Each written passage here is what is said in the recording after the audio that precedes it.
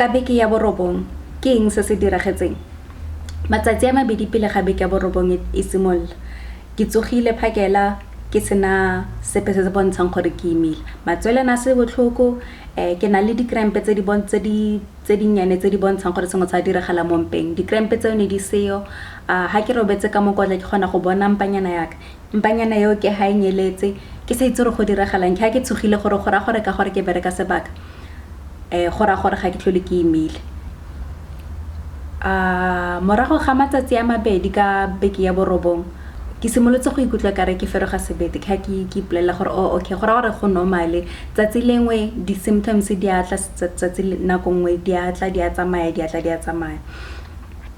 Ke simolotse go opiwa ke tlhogo ka beke ya borobong ka gore ne ke sa kgone go nwa metsi. Ke founetse ngaka ke ba bolelela gore ga ke kgone go nwa metsi nka dirang. Ba ntha ba re no, NJD e siame, e ka se go dire sepe, e siame ka gore e na le di-electrolytes. Ka tsatsi la bofelo go na le mo ke o tlileng go mogaka a tla go ntsha diteko ka gore ke kopile insurance ya botshelo ka ngwaga e fetileng.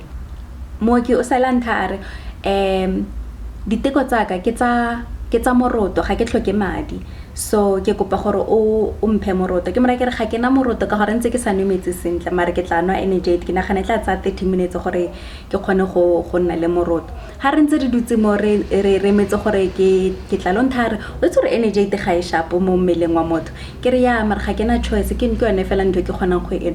A re ka goreng ke be ke mara ke re ka gore ke palelwa ke go nwa metsi. A bantha re mara go na le dilo tse dintsi tse kgonang go di dira ya ka go tsa metsi wa bidisa ka ginger jalo. A bantha o itse go na le sengwe se ke batlang go bolella sone, mare ga se tiro yaka. Ke batla go bolella sone ka gore sa ntlhopha.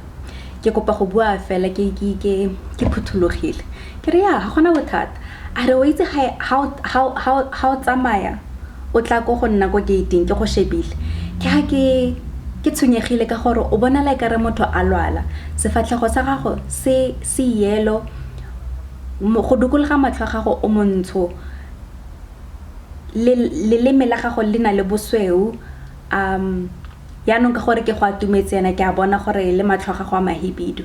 Ke nagana gore o na le bothata ba iron. Be ke re ya ke a itse gore ke na le bothata ba iron, ke gola ke na le bone. A re no, ke nagana gore bothata ba gago bo serious gone yaanong ha se ntho e tshwantseng o ignore. Ke nagana gore o tsamaye go tsa diteko o bone gore go diragalang ba go fe sengwe se o ka se dirang. Ke re no, ke na le dipilisi tsa iron mare ha ke kgone go di tsaya ka gore ke a ditlhatsa. A ba re kopa go tshwara matsogo a gago. A re matsogo a gago a tsididi, matsogo a gago a masetlha, hana bohibidu bo bontshang gore go na le madi. Nna ha ke shebile letsogo la ka ke bona letsogo la ka le na le bohibidu. A tsa letsogo la gage a le ba motho go ga ka be ke gona pharologanya gore ya no ke nnete gore madi a ka a manyane go feta a gage. So ke nagana gore o founele ngaka o tsa diteko. Ha fetsa go tsamaya ka founela ngaka ka ke mmolella gore ke ba founetse beke e fetileng ke ba bolelela gore ga ke kgone go nwa dipilisi, ba nagana gore ke direng.